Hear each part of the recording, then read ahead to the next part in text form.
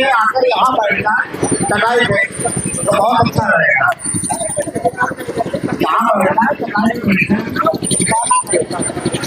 अगर कहीं पर देखो, बात तो पहले कहेंगे, बाद में तो महापुरुषों की विचारधारा चलेगी।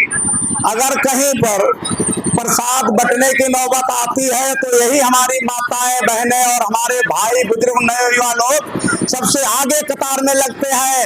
और जब बाबा साहब अम्बेडकर, साहू फूले पेरियार की अगर विचारधारा चलती है तो यही माता बहनें और हमारे भाई और नौजवान सब सबसे पाछे लगते हैं लाइन में।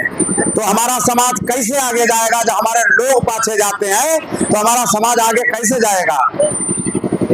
अरे जब हमारा समाज इकट्ठा हो, SC ST OBC माइनॉरिटी पिछड़े समाज के लोग, तो कम से कम एकजुट होकर एक साथ बैठो।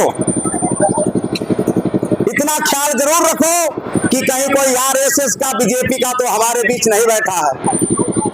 वो हमारे लोगों को उकसाकर दंगा करा देता है। यहाँ पर हमारे जिले से आए आजाद समाज पार्टी से रंजीत पासी भाई जी को बहुत बहुत शुक्रिया, और अमन वर्मा हमारे छोटे भाई हैं, इनको भी बहुत बहुत शुक्रिया, और भीमराव अंबेडकर जी आजाद समाज पार्टी से जिला सचिव हैं, इनको भी बहुत बहुत शुक्रिया, और सरबजीत सिंह ये जिला उपाध्यक्ष आजाद समाज पार्टी से है, इनको भी बहुत बहुत शुक्रिया।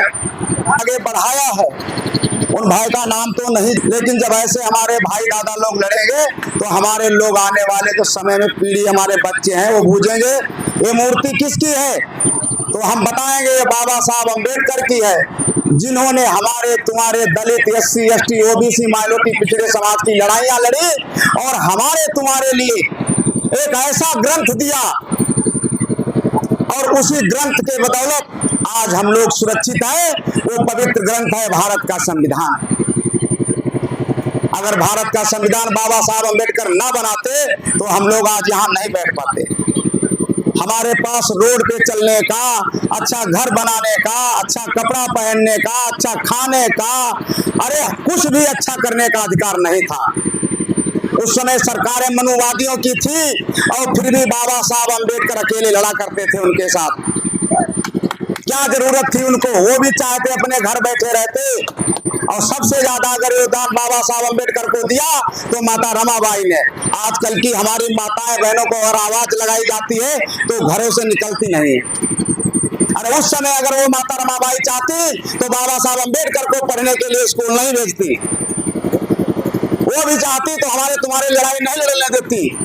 एक वो भी माँ थी और आज की हमारी माताएं हैं, अगर बाबा साहब अम्बेडकर की कहीं पे विचारधारा चलती है तो घरों से नहीं निकलती है। क्यों ऐसा होता है? क्या मनुवाद के गुलाम हो? क्या हम किसी के बिके हैं?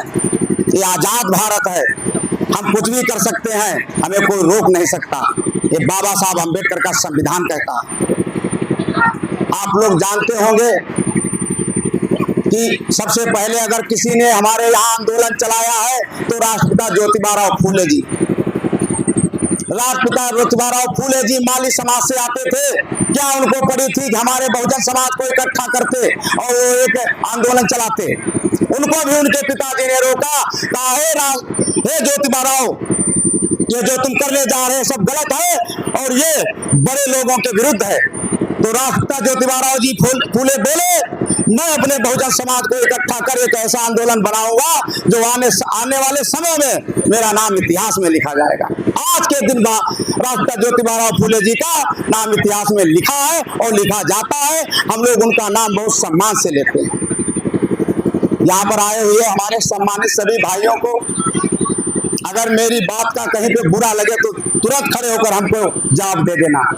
कहीं पर अगर खराब लगे, मैं भी चाहता अपने घर बैठा रहते आइए, क्या जरूरत थी हमें आने की? ये हम लोग इधर उधर से आए, क्या जरूरत थी? हम लोग इसलिए आए हैं कि जिस दिन ये बहुजन हमारा जागेगा और अपने हक अधिकारों की लड़ाई के लिए सबसे आगे चढ़ बढ़कर ये नीला गौछा डालकर जब हरदोई या किसी जिले या किसी नगर को घिराव करेंगे तो हमारी आजादी को छीन नहीं सकता। लेकिन हमारे लोग